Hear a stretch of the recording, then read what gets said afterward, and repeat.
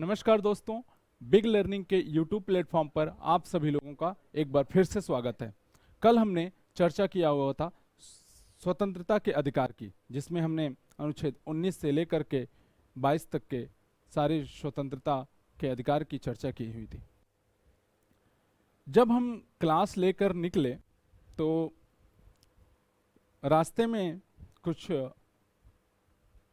Student लोग मिले और उन्होंने कुछ वार्तालाप की। मैं अभी चर्चा करूंगा। उन्होंने स्वतंत्रता का जो अधिकार आप लोगों को दिया गया है, यानी फंडामेंटल राइट्स जो लोगों को दिया गया है, उन्होंने उस पर क्या हमसे डिबेट किया, उसकी चर्चा भी हम करेंगे। तो आज की जो क्लास है वो शोषण के विरुद्ध अधिकार, धार्मिक स्वतंत्रता का अधिकार, इन सब पर हम आज चर्चा करने वाले हैं। चर्चा करने से पहले कुछ वर्ड जो शब्द होते हैं, आज हम उस पर चर्चा करते हैं।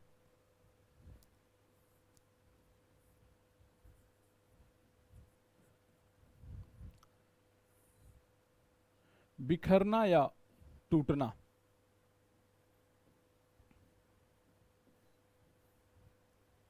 आपने इस पे एक कहानी बचपन में सुनी होगी कि एक परिवार होता है और उस परिवार में 5 सदस्य होते हैं, बूढ़ा बाप और उसके 4 बेटे। जब बूढ़ा बाप अपनी अंतिम अवस्था में रहता है तो अपने चारों पुत्रों को इकट्ठा करता है और बुलाता है और उनसे कहता है कि जाकर लकड़ियां ले आएं, यानी स्टिक वो लेकर आते हैं बाहर से, और कहता है कि उनसे कि इन लकड़ियों को क्या करो, तोड़ो। तो सभी लोग यानी जो उसके 4 पुत्र थे, उस लकड़ी को क्या करते हैं, तोड़ देते हैं। फिर कहता है कि चारों जो स्टिक है, जो लकड़ी है, जो छड़ी है, उसे इकट्ठा करो। इकट्ठा करने के बाद फिर उन्हें देता है तोड़ने के लिए। तो चारों जो उसके बेटे होते हैं उसे तोड़ नहीं पाते हैं।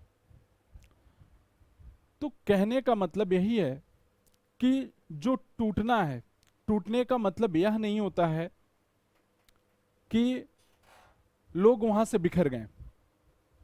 टूटना या बिखरना, बिखरने का मतलब या टूटने का मतलब आप कह सकते हैं कि आप अपनी पावर को कितना ज्यादा मजबूत करते हैं, जो आपकी इंटरनल पावर है उसे कितना आप स्ट्रॉन्ग कर सकते हैं। जैसे एग्जाम्पल लेते हैं कि आप सूर्य को देखे होंगे। ये क्या है? सूर्य है।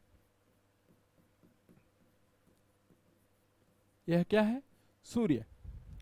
सूर्य की जब किरणें धरती पर पड़ती हैं तो किस कारण?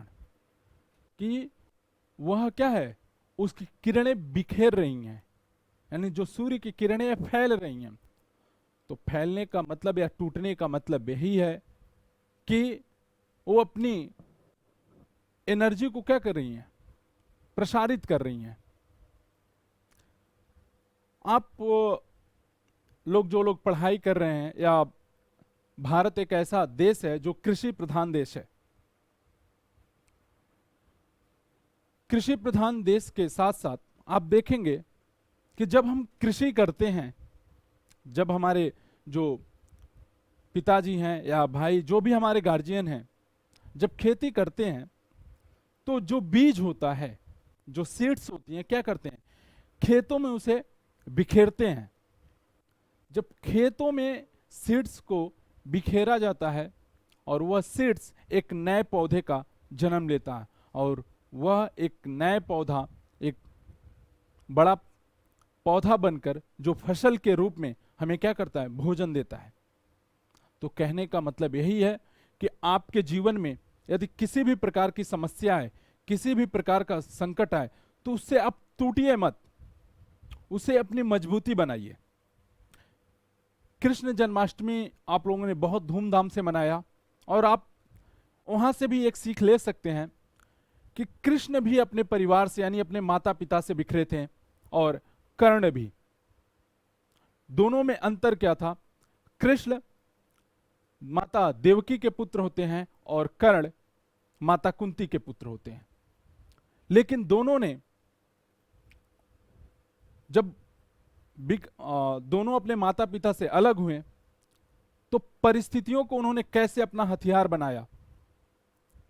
कर्ण हमेशा अपने आप को कोसते रहे कि माता कुंती ने उन्हें क्या किया, अलग कर दिया, लेकिन कृष्ण कभी भी अपनी माता को यह बात नहीं कही। उसे उन्होंने क्या किया, अपना हथियार बना लिया, उसे अपनी मजबूती बना लिया। तो चलिए अब हम चर्चा करते हैं अपने टॉपिक की तरफ, स्वतंत्रता के अधिकार। जो डिबेट हुआ, विद्यार्थियों ने जो हमसे डिबेट किया और क्लास के बाद निकलते हुए, तो उन्होंने कहा कि स्वतंत्रता का अधिकार एक घटना है एक रेलवे स्टेशन की, उसी पर बात छिड़ी।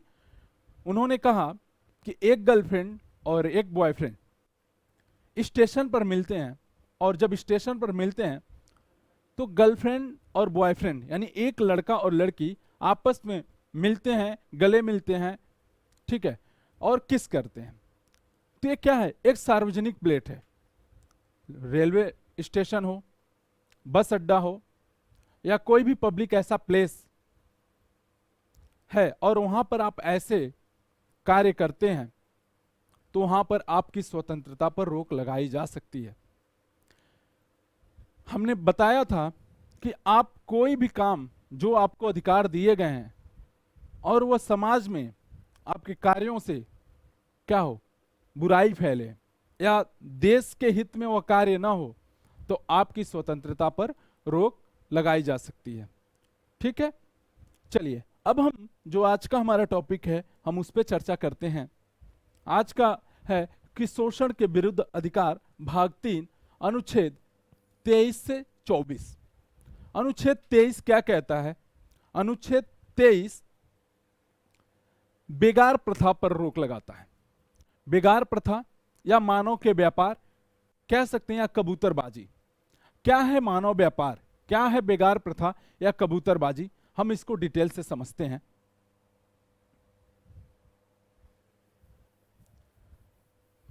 आप देखेंगे कि पहले के जमाने में क्या होता था, दास लोग होते थे, यानी घर पर काम करने के लिए जो जमींदार लोग थे या राजा महाराजा लोग थे, तो वहां पे क्या होते, दास लोग रहते थे उनके काम करने के लिए। आप एक बहुत अच्छा सीरियल आता है चंद्रगुप्त, तो चंद्रगुप्त को देखेंगे कि उसके मालिक ने उसे कुछ पड़ों में, जब इतिहास वाले सर आपको बताएंगे, कुछ मुद्रा में क्या किया था, चंद्रगुप्त को खरीद लिया था। तो जब किसी व्यक्ति को या किसी इंसान को खरीदा जाता है तो वह उस व्यक्ति का क्या हो जाता था, दास हो जाता था। तो उसी दास का यानी जो दास प्रथा थी उसी को समाप्त करने के लिए, यानी दास प्रथा की समाप्ति हमारे भारतीय संविधान के अनुच्छेद 23 में है। जो जमींदार लोग होते थे, जमींदारों के घर में आप देखते होंगे, या जो धनिक वर्ग के व्यक्ति थे, कह सकते हैं बड़े बड़े लोग, रईस लोग, उनको क्या करता होता था कि वे अपने यहाँ कुछ लोगों को रख लेते थे काम के लिए, और काम के बदले क्या करते थे, काम के बदले उन्हें कुछ 1-2 टाइम का भोजन कर देते थे, यानी भरपेट भोजन नहीं कराते थे। इन सब पर रोक लगाने के लिए अनुच्छेद 23 भारतीय संविधान इस पर क्या करता है, रोक लगाता है। ठीक है, हमने बात किया था कबूतरबाजी। क्या किया था, कबूतरबाजी। ये कबूतरबाजी है क्या? कभी कभी एग्जाम में आपको देखने को मिल जाए, इसलिए मैंने इस शब्द का प्रयोग किया। कबूतरबाजी का मतलब है अवैध तरीके से लड़कियों का व्यापार करना, यानी लड़कियों का खरीद फरोख्त करना। इसके माध्यम से लड़कियों को एक देश से दूसरे देशों में बेचा जाता है या एक स्टेट से दूसरे स्टेटों में क्या किया जाता था, भेजा जाता। इस सब पर अनुच्छेद 23 क्या करता है, रोक लगाता है। चलिए अब हम आगे बढ़ते हैं अनुच्छेद 24 की तरफ। यानी हमने अनुच्छेद 23 देखा, अनुच्छेद 23 में क्या है कि दास प्रथा पर रोक लगाया जाता है। आप किसी भी व्यक्ति से किसी भी प्रकार का जबरदस्ती काम नहीं करा सकते हैं। यदि आप उससे काम कराते हैं तो उस कार्य के बदले क्या करना होगा, आपको उसका वेतन देना होगा। यह नहीं है कि भर पेट आप भोजन कराकर उससे क्या करें, काम कराते रहें।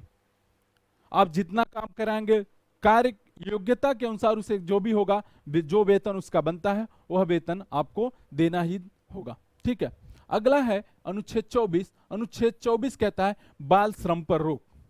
बाल श्रम पर रोक का मतलब 14 वर्ष से यानी 14 साल से कम उम्र के किसी भी बच्चे को किसी भी काम पर नहीं लगाया जा सकता है।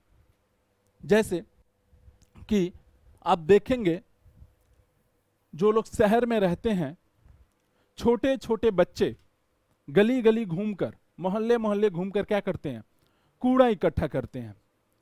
कोई भी माता पिता ऐसा करता है तो भारत सरकार उस पर क्या कर सकती है, कार्रवाई कर सकती है। आप किसी भी 14 साल से कम उम्र के बच्चों के साथ काम नहीं करा सकते हैं।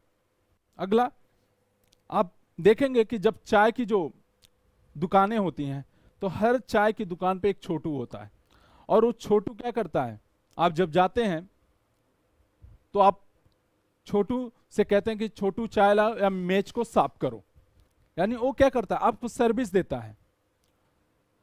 तो इन सब पर रोक अनुच्छेद 24 के तहत लगाया जा सकता है, यानी 14 साल से कम उम्र के बच्चों से आप काम नहीं करा सकते हैं। अगला एग्जाम्पल लेते हैं, जो हमारे टीवी सीरियल है, जो धारावाहिक है, उस धारावाहिक में देखते हैं छोटे छोटे बच्चे यानी बाल कलाकार क्या करते हैं, आकर वहां पर अपनी एक्टिंग के द्वारा, अपनी कला के माध्यम से क्या करते हैं, लोगों को एंटरटेन करते हैं। तो उनको क्या होता है, उस कार्य के बदले उनको वहां से क्या होता है, पैसा मिलता है। लेकिन यह क्या है, भारत का जो संविधान है अनुच्छेद 24 इन सभी प्रकार के कार्यों पर क्या करती है, रोक लगाती है, आप ऐसा नहीं कर सकते हैं।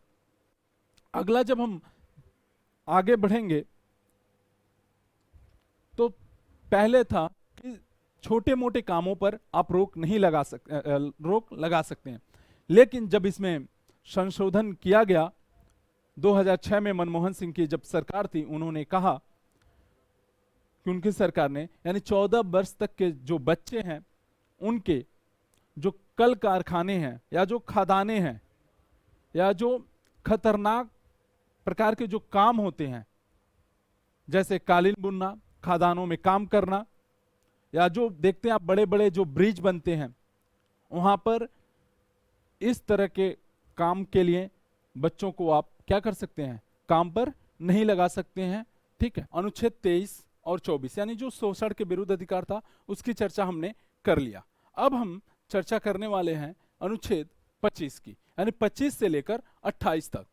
इसमें 25 से 28 में क्या है, धार्मिक स्वतंत्रता के अधिकार की बात कर रहा है। किसकी बात कर रहा है, धार्मिक स्वतंत्रता के अधिकार की बात कर रहा है।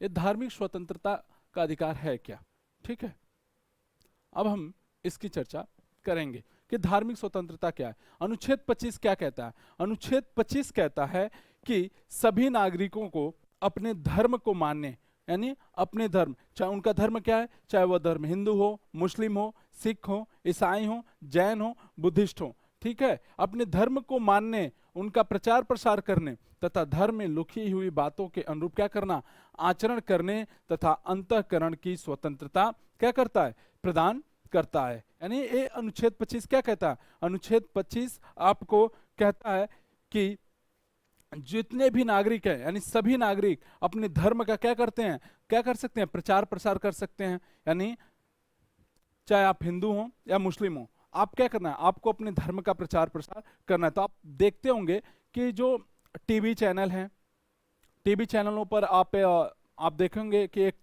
टीवी चैनल संस्कार, तो वहां पे क्या है, संस्कार टीवी पे अपने अपने धर्म का क्या करते हैं, जो लोग हैं यानी उस धर्म को जो चलाते हैं, जो लोग मानते हैं, क्या करते हैं, अपने धर्म का वहां पर क्या करते हैं, प्रचार प्रसार करते हैं। यह अनुच्छेद 25 आपको व्यक्तिगत स्वतंत्रता यानी धर्म को मानने की स्वतंत्रता देता है। जैसे कि कह रहा है अंतःकरण की स्वतंत्रता। अंतःकरण की स्वतंत्रता का मतलब है कि अपने मन से, जैसे कि मान लीजिए मैं हिंदू हूं और हिंदू के नाते मैं अपने धर्म का प्रचार प्रसार कर सकता हूं, और यह भी है कि मैं किसी और भी धर्म को क्या कर सकता हूं, मान सकता हूं, बट क्या है कि अपने धर्म को बिना परिवर्तित किए हुए। जैसे कि आप देखेंगे कि एक बहुत ही अच्छा गाना चलता है, अली अली दमदम करके एक गाना है जो बहुत ही अच्छा सॉन्ग है, सबको पसंद आता है।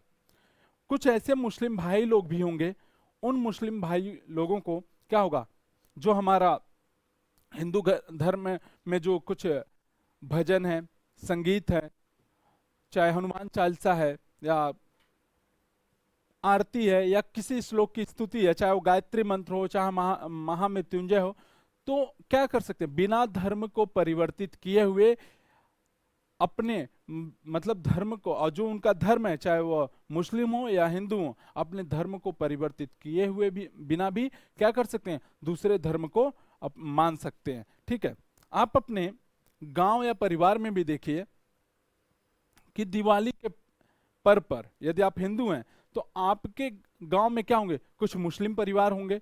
वह मुस्लिम परिवार भी क्या करते हैं, दिवाली के पर्व पर यानी दिवाली के त्योहार पर क्या करते हैं, दीपक जलाते हैं।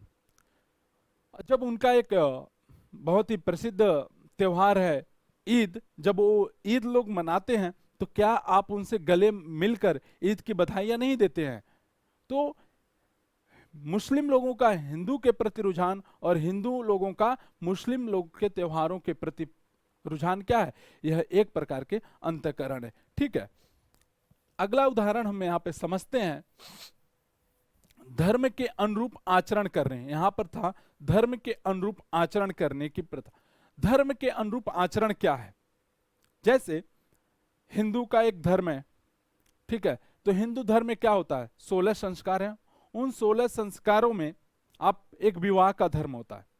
उस विवाह के धर्म में क्या होता है, यानी विवाह का जो संस्कार है, उस संस्कार में जो दुल्हन होती है, जो लड़की होती है, वो क्या करती है, उसमें एक सिंदूर दान होता है। उस सिंदूर दान में क्या होता है कि लड़की को यानी नाक से लेकर पूरे माथे तक क्या होती है, सिंदूर लगाया जाता है। इस पे एक घटना आप देखेंगे रामायण में कि माता सीता जब अशोक वाटिका में बैठी रहती हैं और हनुमान जी जाते हैं और देखते हैं माता सीता सिंदूर जो लगाए हैं नाक से लेकर के पूरे सर तक, और तो उनसे पूछते हैं कि माता आप जो यह सिंदूर लगाई हुई हैं यह नाक से लेकर पूरे सर तक क्यों लगाई हैं। तो माता सीता का बहुत ही सुंदर जवाब आता है और वो कहती हैं कि ऐसा इसलिए हम करते हैं जिससे हमारे क्या है, पति का उम्र क्या हो, लंबी हो, दीर्घायु हो।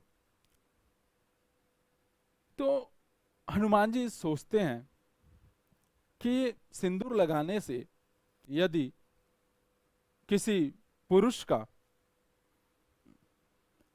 उम्र बढ़ती है यानी दीर्घायु होती है, तो क्यों ना हम भगवान से इतना प्रेम करते हैं, हम उनके सेवक हैं, तो जाते हैं और अपने पूरे शरीर पर क्या करते हैं, सिंदूर मल लेते हैं, यानी पूरे शरीर पर क्या करते हैं, सिंदूर लगा लेते हैं। और जब वो आते हैं तो कहते हैं, तो माता सीता जी पूछते हैं कि हनुमान आपने यह क्या किया।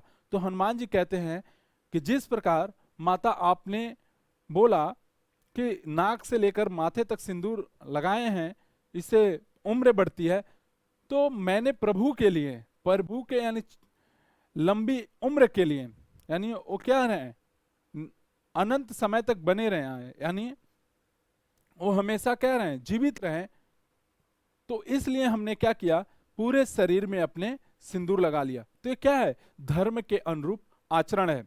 आप देखेंगे कि जहां पर मुस्लिम महिलाएं ज्यादा हैं या मुस्लिम महिलाएं जब भी बाहर निकलती हैं तो क्या करती हैं, हिजाब यानी हिजाब ओढ़ के क्या करती हैं, निकलती हैं। तो क्या है, वो धर्म के अनुरूप आचरण है। सिख लोग जब गुरुद्वारे में अरदास के लिए जाते हैं, तो गुरुद्वारे में जब अरदास के लिए लोग जाते हैं तो आप देखेंगे कि सिख में 5 क होता है। केस, कंघा, कच्छा, कृपाण, ये सब क्या करते हैं, वो धारण करते हैं। तो क्या है, एक धर्म के अनुरूप आचरण करते हैं। एक मुस्लिम व्यक्ति 5 वक्त की क्या करता है, नमाज अदा करता है। तो क्या है, वो धर्म के अनुरूप आचरण है। आप देखेंगे कभी भी ट्रैवलिंग करते हैं या आप जब सफर करते हैं, बस हो, रेलवे हो, तो क्या करते हैं, जैसे जो उनका समय होता है नमाज अदा करने का, तो क्या करते हैं, वहां पर चद्दर बिछा लेते हैं और वहां पर क्या करते हैं, अपनी नमाज को अदा करते हैं। हिंदू लोग क्या करते हैं, जो लोग पुजारी लोग हैं, वो लोग क्या करते हैं, सवेरे सवेरे नदी के किनारे या गंगा नदी जो बनारस है या अन्य जो नदियां हैं वहां पर क्या करते हैं, वहां पे मंदिर है तो वहां पे स्नान करते हैं। तो क्या, वो धर्म के अनुरूप आचरण है, यानी व्यक्तिगत अंतःकरण या धर्म के अनुरूप आचरण आपके अनुच्छेद 25 में है। अब हम आगे चर्चा करते हैं अनुच्छेद 26 की। अनुच्छेद 26 क्या कहता है, अनुच्छेद 26 कहता है धार्मिक कार्यों के प्रबंधन की स्वतंत्रता।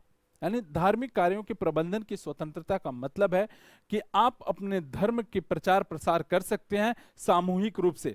आप अपने धर्म का प्रचार प्रसार कैसे करेंगे, मंदिर बनवाइए, मस्जिद बनवाइए, गिरजा घर बनवाइए, चर्च बनवाइए, ठीक है।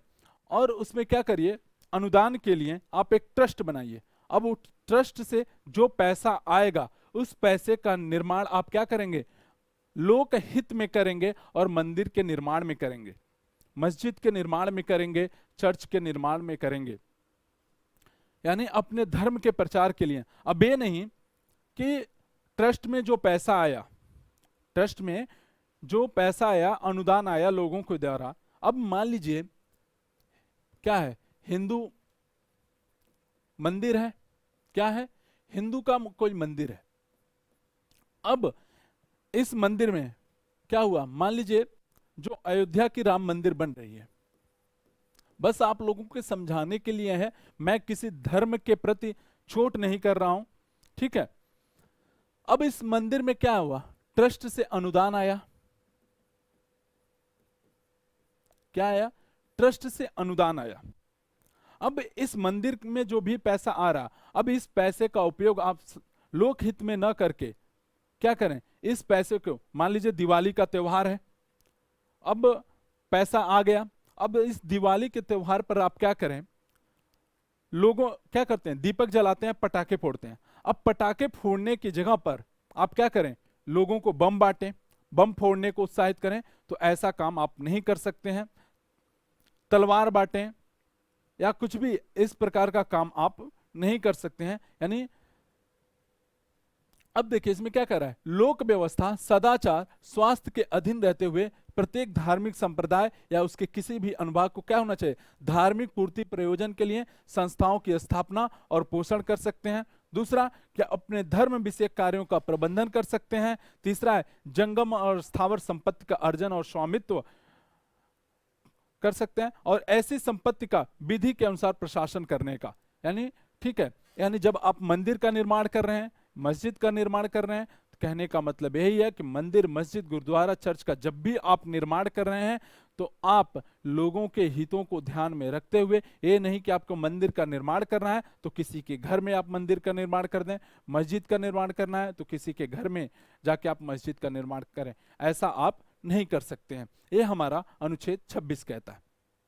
अब हम आगे चर्चा करते हैं अनुच्छेद 27 की। अनुच्छेद 27 क्या कह रहा है, अनुच्छेद 27 कह रहा है किसी विशिष्ट धर्म के अभिवृद्धि के लिए करों के संप्रदाय के बारे में स्वतंत्रता। यानी इसका मतलब, अनुच्छेद 27 का मतलब यही है कि जो यहां पर अनुदान आएगा, यानी मंदिर, मस्जिद या गिरजा भवन या चर्च में जो भी टैक्स, जो भी पैसा आएगा, क्या आएगा, जो भी अनुदान आएगा, यानी ट्रस्ट में जो भी अनुदान आएगा, यह अनुदान क्या होगा, टैक्स फ्री होगा। क्या होगा, टैक्स फ्री होगा। इस पर किसी भी प्रकार की कोई टैक्स नहीं लगता है, यानी किसी भी प्रकार का मंदिर या मस्जिद में जो भी अनुदान दिया जाता है ट्रस्ट में, उस पर किसी प्रकार का कर नहीं लगाया जाता। इसका आप देखेंगे बहुत ही व्यापक तौर पर दुरुपयोग होता है। मान लीजिए कोई व्यक्ति है और उसके पास क्या है, 100 रुपए हैं, समझाने के लिए बस आपको बता रहा हूं, 100 रुपए हैं। अब वो उसके 100 रुपए पे क्या किया जाए, गवर्नमेंट के द्वारा उससे टैक्स लिया जाएगा। अब यह जो व्यक्ति है, यह व्यक्ति क्या करेगा, इस 50 रुपए को मंदिर में अनुदान दे देगा, यानी ट्रस्ट में जमा कर देगा। अब जो इसका टैक्स लगा, इसमें कितने का लगेगा, सिर्फ 50 रुपए पर क्या होगा, टैक्स लगेगा। अब ये जो 50 रुपया है, जो वहां के मंदिर के महंत हैं, महंत जी से अब ये क्या कहेंगे कि आप अपनी सेवा के लिए कुछ पैसे ले लीजिए। अब मंदिर के जो महंत हैं, उनकी सेवा के लिए इन्होंने क्या किया, 10 रुपए दे दिया, मान लीजिए 10 रुपए दे दिए। अब इनका जो 40 रुपया है इनके पास सेब बचा, और जो ये 50 रुपया यहां पर था, ये 50 रुपया पे ही इन्होंने टैक्स दिया, और यहां पर 40 रुपए का इनका टैक्स क्या हुआ, बच गया। तो ये अनुच्छेद 27 के तहत इसका बहुत ही बड़ा क्या होता है, दुरुपयोग किया जाता है। अब हम आगे बढ़ते हैं अनुच्छेद 28 की तरफ। अनुच्छेद 28 क्या कहता है, अनुच्छेद 28 कहता है कि सरकारी खर्चों पर आप क्या करें, शिक्षण संस्थाओं की स्थापना कर सकते हैं। सरकारी खर्चों पर शिक्षण संस्थाओं की स्थापना कर सकते हैं, और उस शिक्षण संस्थाओं में किसी भी प्रकार की आप धार्मिक शिक्षा नहीं दे सकते हैं। यानी किसी भी प्रकार का आप क्या कर सकते हैं, जो भी सरकारी खर्चे पर जो भी आप स्कूल खोल रहे हैं, या उसमें क्या होगा, किसी प्रकार के आप धार्मिक शिक्षा नहीं दे सकते हैं। जैसे आप देखेंगे कि अभी कुछ टाइम पहले की बात है कि यूपी में जो सिनेमा हॉल है, वहां पर क्या है, जो भारत का राष्ट्रीय गान है उसको चलाया गया। तमिलनाडु में विद्यालयों में वहां पर राष्ट्रीय गीत गाया गया। इस पर केस फाइल हुआ। केस हुआ तो हाई कोर्ट ने, यानी तमिलनाडु के हाई कोर्ट ने कहा कि यह किसी भी धर्म का प्रचार प्रसार नहीं है, यह हमारे देश का राष्ट्रीय गीत है, राष्ट्रीय गान है। इस पर किसी भी प्रकार के आप ये नहीं कह सकते हैं कि अपने धर्म का प्रचार प्रसार कर रहे हैं। ठीक है, अब इसका एक अपवाद आप देखेंगे कि आपके मन में यह प्रश्न उठता होगा कि मदरसों में तो धार्मिक शिक्षा दी जाती है। तो जी हाँ, मदरसों में धार्मिक शिक्षा दी जाती है, क्योंकि अल्पसंख्यकों के हितों की रक्षा के लिए। क्या संपूर्णानंद संस्कृत विद्यालय में धार्मिक शिक्षा नहीं दी जाती है, यह इसका। ठीक है, चलिए, तो हमें उम्मीद है कि आपको अनुच्छेद 28 समझ में आया होगा। अब हम आगे बढ़ते हैं अनुच्छेद 29 और 30। अनुच्छेद 29 और 30 क्या कहता है, संस्कृति शिक्षा का अधिकार। अनुच्छेद 29 और 30 में क्या है, संस्कृत व शिक्षा का अधिकार। अनुच्छेद 29 क्या कहता है, अनुच्छेद 29 कहता है अल्पसंख्यक वर्ग के हितों का संरक्षण। यानी अल्पसंख्यक हितों के वर्ग का संरक्षण क्या है, इसे समझने से पहले हम यह समझें अल्पसंख्यक क्या होते हैं। अल्पसंख्यक वह होता है कि जिसकी आबादी 50% से कम हो, जिसकी आबादी 50% से क्या हो, कम हो। यह जो 50% जो यहां पे आपको दिख रहा है, यह सुप्रीम कोर्ट के फैसला है। सुप्रीम कोर्ट ने कहा कि यदि किसी भी धर्म के लोगों का क्या हो, जनसंख्या यदि 50% से कम हो, तो क्या होगा, वह अल्पसंख्यक वर्ग के अंतर्गत आते हैं। ठीक है, यानी जो जनसंख्या है, यानी अभी तो हमारे पास जो जनसंख्या, जो जनगणना है 2011 का आंकड़ा है, अभी नई जनगणना अभी हुई नहीं है। तो उसके आधार पर, यानी 2011 की जनगणना के आधार पर, यदि हमारी जनसंख्या की जो भी धर्म के लोग 50% से कम है, क्या है, 50% से कम है, तो वह अल्पसंख्यक वर्ग के अंतर्गत आते हैं। तो आप देखेंगे कि कुछ राज्यों में हिंदू लोग कम है, तो कहीं कहीं पर आप देखेंगे मुस्लिम वर्ग कम है, तो कहीं पर आप बौद्ध बहुत ज्यादा हैं, तो जहां पर जिनकी जनसंख्या 50% से कम है वह अल्पसंख्यक वर्ग के अंतर्गत आते हैं। अब क्या है कि अल्पसंख्यक वर्ग के हितों का संरक्षण, कह रहा है भारत के राज्य क्षेत्र या उसके किसी भी भाग के निवासी या नागरिकों को किसी भी अनुभव को जिसकी अपनी विशेषता, भाषा, लिपि, संस्कृति या उसे बनाए रखने के अधिकार होंगे। जैसे कि कोई अल्पसंख्यक वर्ग है, यानी कोई विद्यालय है, क्या है, कोई विद्यालय है। अब इस विद्यालय में कोई अल्पसंख्यक है, अब वो क्या कर रहा है, शिक्षा लेने के लिए जा रहा है।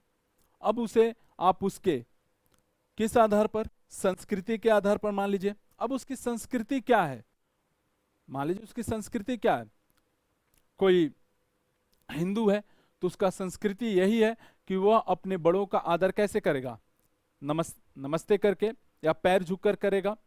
मुस्लिम है तो आदाब करके, या जो भी उनका है आदाब करने का तरीका उससे करेगा। तो आप उसकी जो भी संस्कृति, जैसे मान लीजिए आप स्टूडेंट हैं और आपका कोई दोस्त है, तो दोस्तों से हमारी संस्कृति क्या है, आप बे करके या तबे करके आप लोग प्रयोग करते हैं उसका, तो ये आपकी संस्कृति है, ये आपका क्या है, कल्चर है। तो संस्कृति के आधार पर उसे आप क्या कर सकते हैं,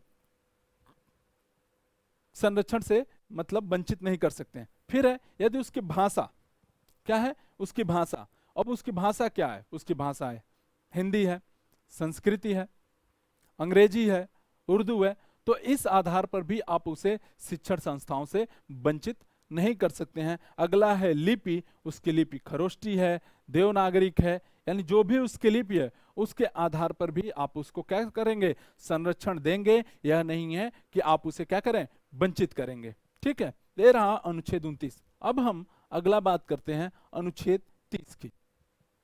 अनुच्छेद 30 क्या कहता है, अनुच्छेद 30 कहता है शिक्षण संस्थाओं की स्थापना और प्रशासन करने का अल्पसंख्यक वर्गों का अधिकार। यानी जो हमारे अल्पसंख्यक वर्ग हैं, अल्पसंख्यक वर्ग जैसे मैंने अभी आपको बताया कि जहां पर 50% से जनसंख्या कम है, ठीक है, तो आप देखेंगे कि यूपी में क्या है, मुस्लिम लोग कहीं कहीं पे कम है, तो वहां पे क्या है, मदरसे खुले हुए हैं। तो क्या है कि अल्पसंख्यक वर्ग अपने क्या कर सकता है, अपनी शिक्षण संस्थान खोल सकता है। इसको सिंपल भाषा में समझिए कि अनुच्छेद 30 लाया क्यों गया। अनुच्छेद 29 में BN राव और डॉक्टर भीमराव अंबेडकर के मध्य कुछ डिबेट होता है और उस पे होता है कि अल्पसंख्यक वर्ग अपने हितों का संरक्षण कैसे करेंगे, उसके लिए अनुच्छेद 30 लाया गया। अनुच्छेद 30 में यह है कि जो भी अल्पसंख्यक वर्ग है अपने शिक्षण संस्थान क्या कर सकता है, खोल सकता है।